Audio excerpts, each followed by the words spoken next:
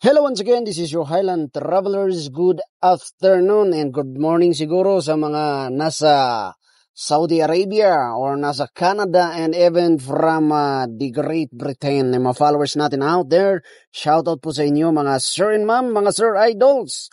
But sa mga nasa Baguio or within around the city na bumabiyahe po within Baguio City, very important to take note na meron po din po tayong COB-05 series of 2003, otherwise known as the Truck Ban Ordinance of Baguio City.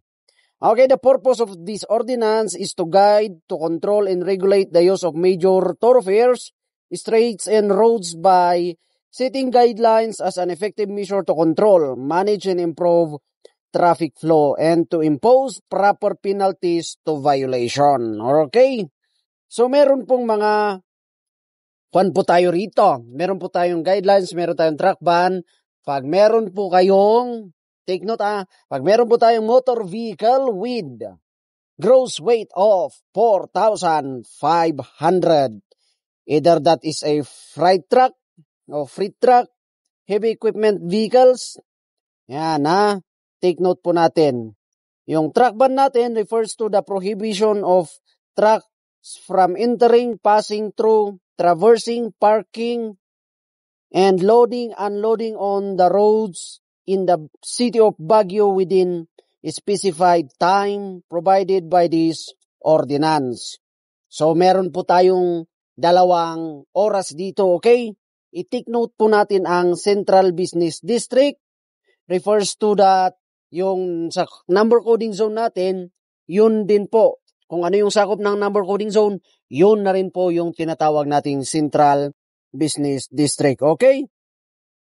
Heavy equipments, vehicle, trailers, dump trucks, and other freight trucks with gross weight capacity of 4,500 kilograms or more shall not enter, traverse, park, load, unload, or pass through the street roads in the city of Baguio from 6 o'clock until 9 o'clock in the morning and 4 o'clock to 9 p.m. in the afternoon. Mga rush hour po natin yan. So, take note po itong kalsada. Marcos Highway starting from Ben Palispace, Asperas Highway, Quezon Road, junction po ng Luacan Cam 7, paakyat ng BGH Rotonda. Tapos dito po sa Baguio City Police present sa Scout Barrio sa may Luacan Road. Then from Station 3 dyan sa Pacdal Circle to Ambuklao Road. Take note. From Bellchurch City Limit, Paharlsima na yan. Tapos from Station 9 po dun sa may Quirino Highway or Nagilian Road. Then Asin Road intersection hanggang paakyat po. Take note nyo po yung mga kalsadang yun.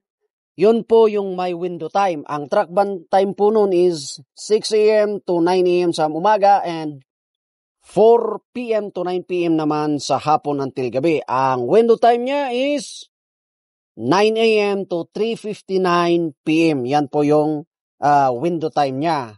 Right now, dun sa Central Business District, bawal na bawal pong pumasok ang 4,500 na gross weight na sasakyan sa Central Business District natin from 6 a.m. until 9 p.m. Sa CBD po yun.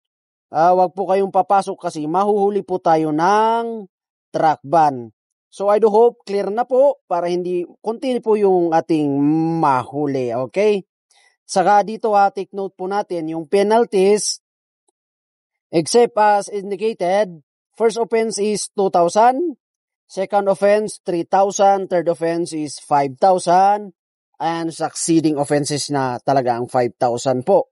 So I do hope clear po tayo dun sa ating truck ban ordinance. So I do hope this video is a little bit na marami po siguro tayong nabigyan ng idea, na itama natin yung sinasabi sa kanila. I do hope it's very useful po itong video natin. So I do hope everybody's watching. Kung meron ka pong sasakyan na more 4,500 gross weight pataas, naku po, kailangan mo itong video na ito, kaya i-share na natin sa mga kapwa nating driver. That's it.